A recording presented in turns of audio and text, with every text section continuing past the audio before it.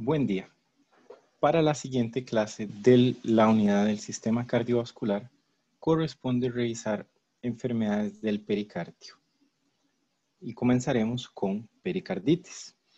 La pericarditis, que básicamente es una inflamación del tejido conectivo conocido como pericardio, básicamente se clasifica en aguda y crónica. La aguda, el 80% de las veces no tiene una causa clara y se cree que es de etiología viral. Tradicionalmente se trata con antiinflamatorios no esteroideos y resuelve en 14 días, y una minoría de los casos requiere hospitalizarse para estudios. ¿Cuál es la consulta principal de los pacientes con pericarditis? Dolor en el pecho, que pueden asociar otros datos de inflamación aguda como fiebre, taquicardia, malestar general, y a la auscultación cardíaca pueden presentar frote, producto del contacto de las superficies del pericardio, que genera a nivel de la auscultación un roce que normalmente no es audible, y pues podría cursar con alteraciones en un electrocardiograma de pericarditis, que ya sugiere daño a nivel del epicardio. Aquí vemos, por ejemplo, las capas de el tejido cardiovascular: miocardio, epicardio, endocardio y pericardio.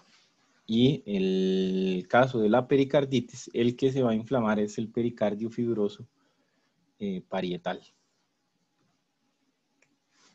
Etiologías: puede ser idiopática o de causa no clara, infecciosa, inducida por radioterapia, inmune o inflamatoria, por cáncer, posterior a cirugía cardíaca, posterior a la presencia de hemopericardio, por trauma o de etiología congénita. Son muchas las causas de pericarditis.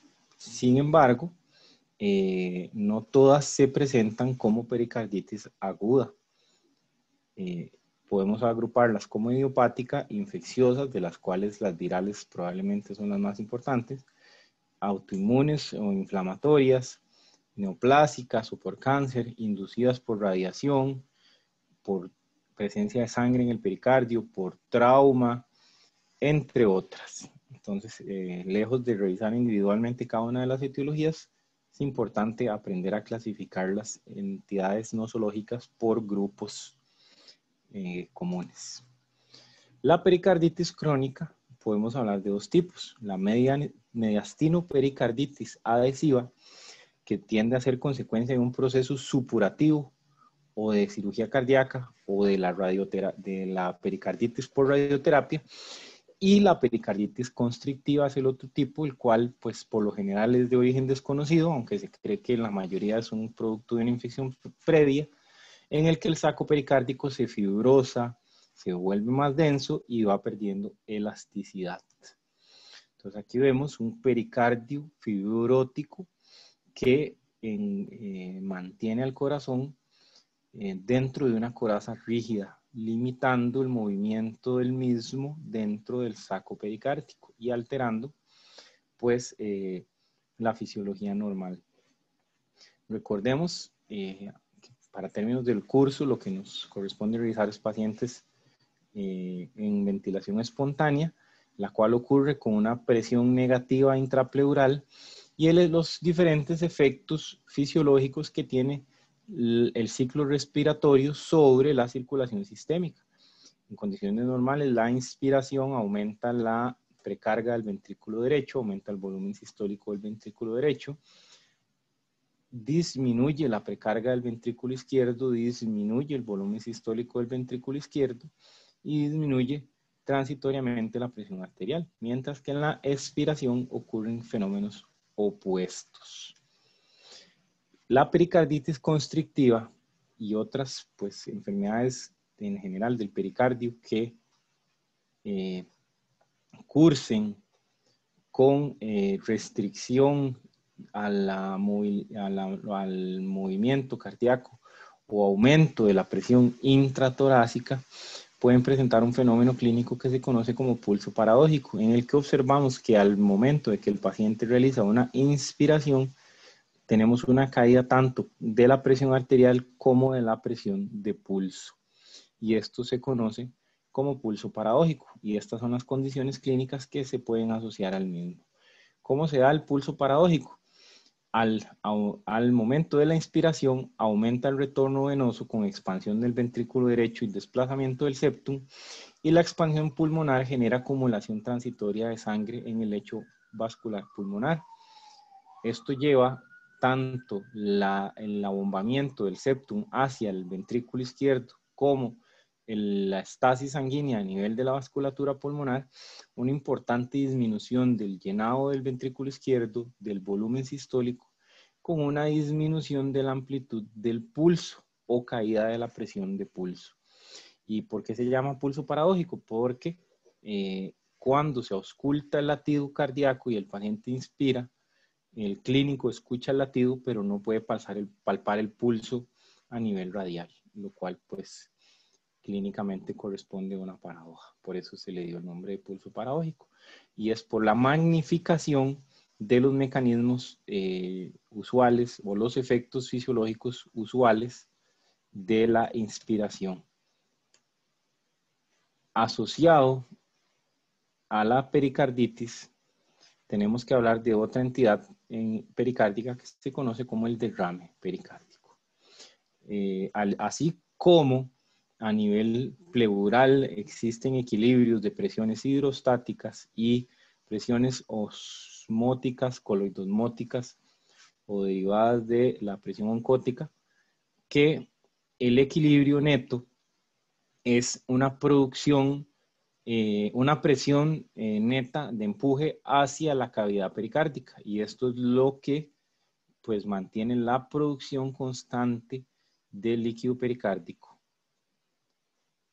Sin embargo, aunque nosotros, el pericardio es un espacio virtual y tiene una cantidad, la cantidad normal de líquido en el pericardio es de 30 a 50 mililitros de un fluido poco viscoso y transparente, la acumulación del líquido en el pericardio es lo que se conoce como derrame pericárdico. Hay varios tipos. El seroso, que es el equivalente pulmonar al trasudado, serosanguinolento, quiloso o lleno de kilomicrones, con una apariencia lechosa como de grasa, y sangre o hemopericardio. Ahí vemos un diagrama de un derrame pericárdico y básicamente el aumento, el acúmulo en el líquido a nivel del pericardio puede ser desde un evento clínico aislado sin traducción en síntomas hasta una emergencia, dependiendo de varios factores como la cantidad de líquido y la velocidad de instauración.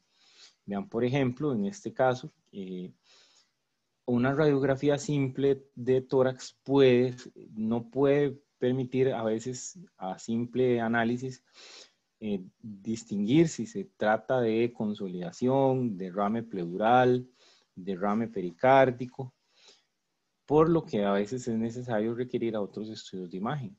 En este caso se trataba de un derrame pericárdico de 2,5 litros en un paciente con un cáncer de pulmón. A nivel ultrasonográfico, que es muchísimo más sensible para detectar líquido a nivel del pericárdico, podemos ver cómo el saco pericárdico está lleno de líquido extra cardíaco, y cómo este líquido poco a poco empieza a desplazar al corazón sin que haya mucho espacio para desplazarlo. Por ende, lo que vamos a ver es aumento progresivo de la presión adentro del pericardio y sus efectos patológicos. La acumulación del líquido a una situación que amenaza la vida, ya sea por cantidad o por velocidad, se conoce como taponamiento, que es cuando hay compresión de cámaras cardíacas producto de la acumulación de líquido intrapericárdico, y lo habíamos mencionado como una causa de shock obstructivo. Por ende, vamos a tener hipotensión, disminución del volumen sistólico, compensación con taquicardia, congestión venosa por aumento de la presión venosa central, la presencia de pulso paradójico, disminución de los ruidos cardíacos a la auscultación por la mala conducción del sonido a través del líquido pericárdico, y el dolor torácico, que pues traduce principalmente inflamación. Tradicionalmente, el taponamiento cardíaco produce lo que se conoce como triada de Beck, que es la asociación de hipotensión o shock circulatorio con distensión de las venas yugulares y disminución de los ruidos cardíacos a la auscultación. Por supuesto que la diferencia con otra causa de shock obstructivo, como lo sería el neumotórax a tensión, es que en vez de disminución de los ruidos cardíacos, lo que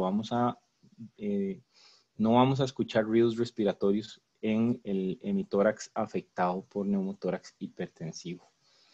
Entonces, otro fenómeno que podemos ver es producto de este bamboleo del corazón adentro del pericardio flotando en líquido. A nivel de la electrocardiografía podemos evidenciar un fenómeno conocido como alternancia eléctrica. Entonces, el taponamiento pericárdico se relaciona con la pericarditis constrictiva en el sentido en que ambas son patologías que disminuyen el llenado diastólico de los ventrículos, generando elevación de las presiones venosas con congestión venosa sistémica y datos de falla cardíaca derecha, congestión venosa pulmonar producto de la falla cardíaca izquierda, y el shock circulatorio producto de la disminución del gasto cardíaco con taquicardia refleja. Entonces, en el paciente con taponamiento cardíaco vamos a tener un fenómeno similar al de pulso paradójico, en el que al inspirar el paciente va a tener un aumento importante del retorno venoso con abombamiento del septum, disminución del llenado del ventrículo izquierdo con la caída de la presión arterial y pues dando a pie el fenómeno de pulso paradójico. Mencionamos que la distensibilidad del pericardio es tiempo dependiente. Un pequeño volumen intrapericárdico que aumente en un periodo de tiempo muy corto puede generar una presión intrapericárdica muy alta, mientras que una cantidad superior de líquido, pero que se instaura en un tiempo más prolongado, permite que el pericardio se distienda con mayor lentitud, permite mecanismos de adaptación del pericardio, y a pesar de presentar volúmenes mayores, el derrame pericárdico que se instaura en un tiempo prolongado suele presentar síntomas muy tardíos hasta que ya pues la afectación y la cantidad de líquido acumulada es muy alta, mientras que en el taponamiento agudo una pequeña cantidad de volumen intrapericárdico podría generar clínica de shock obstructivo. Entonces, ¿qué sucede? La presión intrapericárdica empieza a aumentar progresivamente hasta el punto en el que sobrepasa las presiones de llenado del ventrículo derecho, y ahí es cuando se empieza a ver la afectación súbita del gasto cardíaco, cuando la presión intrapericárdica deja de convertirse en una limitación al retorno venoso y lo obstruye por completo, generando pues clínica de shock obstructivo con aumento de la presión venosa, congestión hepática y datos de insuficiencia cardíaca derecha y caída del gasto con hipotensión. Entonces vemos cómo se cruzan las curvas, y en el momento en el que la presión intrapericárdica sobrepasa la presión de llenado de la aurícula derecha como marcador de retorno venoso, es en el momento en el que se dan las caídas abruptas de gasto cardíaco y la aparición de shock obstructivo. Es importante que cuando se examina la distensión yugular, se suele explorar con la cama con 45 grados de inclinación y se mide cuántos centímetros por encima del ángulo external se eleva la presencia del pulso venoso o la distensión venosa del paciente. Y la suma pues aritmética de esa distancia más la probable o estimada cantidad de centímetros de la columna de presión venosa, podemos estimar cuál más o menos es la presión venosa o presión yugular del paciente y convertirlo a milímetros de mercurio. Sin embargo, en el taponamiento, este ejercicio semiológico suele no ser tan necesario porque la presentación es como esta, muy aparatosa, con importante distensión de las yugulares y pues en este caso evidente desde el punto de vista de la exploración física. A la exploración ultrasonográfica, esta es la imagen usual, un corazón que bambolea dentro del pericardio y una abundante cantidad de líquido extracavitario. Aquí vemos cómo se da este fenómeno de alternancia eléctrica. Vean cómo el vector de la electrocardiograma del paciente se va modificando simple y sencillamente por el fenómeno de swinging heart o bamboleo de las cavidades dentro del pericardio. Entonces esto es lo que da pie al fenómeno de alternancia eléctrica. Y aquí vemos en monitoreo hemodinámico invasivo cómo el paciente con taponamiento pues presenta pulso paradójico, dado que al momento de inspirar tiene una disminución tanto de la presión arterial como de la presión de pulso. ¿Cuál es el tratamiento? El procedimiento se conoce como pericardiocentesis, que es la punción del espacio pericárdico, la corroboración de que no se encuentra en otro espacio como el intracavitario, no vaya a ser que uno aspire sangre creyendo que está aspirando hemopericardio y en realidad está aspirando sangre de la circulación sistémica porque lo que hizo fue punzar el corazón. Entonces la pericardiocentesis tradicionalmente era un procedimiento que se realizaba a ciegas. Sin embargo, ahora existen múltiples formas de asistencia con imágenes para la realización del procedimiento, siendo la más frecuente el ultrasonido, y este pues es un caso autóctono de un paciente con un derrame pericárdico de tipo oncológico, al cual se le colocó un catéter para el drenaje, la toma de muestras y prevenir el desarrollo de taponamiento, que a veces no es clínicamente evidente, pero pueden haber signos que hagan sospechar que sea inminente, por ende haya que tomar una medida al respecto. Y vean qué impresionante la radiografía antes y después de un paciente al que se le drenó un importante derrame pericárdico. Pues vean la silueta cardíaca magnificada de bordes redondeados que se visualiza previo a la pericardiocentesis. A manera de cierre para la clase, vamos a hablar de miocarditis. Que la miocarditis pues, es una inflamación del músculo cardíaco, focal o generalizada, que lleva a hipertrofia y fibrosis del miocardio y del sistema de conducción, con la subsecuente debilitamiento, pérdida de la función contráctil y dilatación con flacidez del músculo cardíaco. La miocarditis más frecuentemente es de etiología viral, pero puede haber miocarditis bacteriana, fúngica e inclusive por parásitos. Mientras que existe miocarditis no infecciosa como por toxinas, hipersensibilidad a algunos medicamentos y miocarditis de etiología autoinmune y múltiples enfermedades autoinmunes. Puede asociarse a miocarditis. En lo que se ve es inflamación, infiltración linfocitaria del músculo cardíaco. En este caso particular, vemos la miocarditis de la enfermedad de Chagas, que es una causa, pues, inclusive endémica en algunas zonas de Latinoamérica de miocarditis y de miocardiopatía dilatada.